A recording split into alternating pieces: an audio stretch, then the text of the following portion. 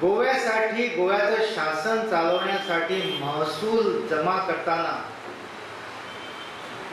आज आपलं शासन कुठल्या स्तरावर चाललं आहे हे आपण बघतो. पर्यटनातून आपल्याला महसूल जमा होणे हे आवश्यक आहे, पण पर्यटनाचा आज इतका बाजार मांडला गेलेला आहे, त्यामुळे आज आपली तरुण पिढी, नवीन पिढी कशी वाहवत चालली आहे ते आपल्या गावागावातून दिसत आहे. उदाहरणार्थ, आज तरुण पिढीला मार्गदर्शन करणारे चांगले लोक, निष्ठावान लोक त्यांची कमतरता. त्यामुळं आज तरुण वर्ग ड्रग्स माफिया ह्या मागे धावत.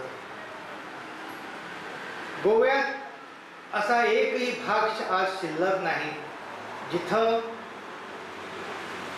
अंमली पदार्थ ड्रग्स अजून पोचलेले नाहीत, असा एकही भाग. ह्याचा परिणाम बंधूनो आज तरुण पिढीवर होत चालला. जोपर्यंत त्यांच्यापुढे चांगली संस्कारी माणसे बनण्याचे ध्येय आपण उभं करणार नाही, तोपर्यंत ह्या माणसातून चांगली श्रद्धावान नीतिवान माणसं तयार होणार. पण ह्यावरती कोणीच आवाज काढत नाही. सामान्य नागरिक तर कोणीच काढत नाही. तसं एवढ्या इतक्या गोव्यात संघटना आहेत, पण कोणीच आवाज काढत नाही. केवळ आवाज काढते एक ईश्वरी इच्छा, ईश्वराची प्रेरणा, त्या प्रेरणेमुळे ह्या भागात, त्या गोव्यात आम्हाला सनातन प्रभात मिळाला. त्यांची घोडदौड गेली 19 वर्षे चालू आहे. 2023 साली जेव्हा आपलं सारं राष्ट्र हे हिंदू राष्ट्राच्या रूपात रूपांतरित होईल, तेव्हाच ही घोडदौड थांबणार. आज जगभर आपण जर विचार केला तर 152 ख्रिस्त्यांचे राष्ट्र आहेत, 52 ख्रिश्चनांचे आहेत, अगदी 64 लाख असे जे ज्यू आहेत त्यांचं देखील एक इस्रायल राष्ट्र आहे.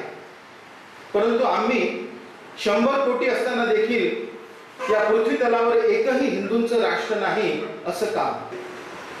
तर आमच्या मनामध्ये एक संस्कार निर्माण केला गेला.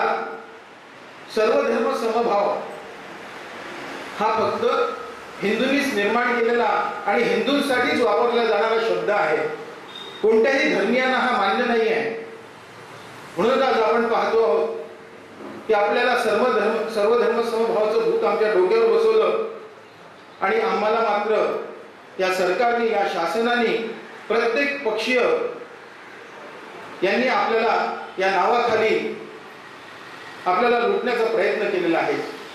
आज काही उदाहरणादाखल मी काही मुद्दे आपल्यासमोर ठेवतो. आज मंदिरांचं सरकारीकरण होत आहे.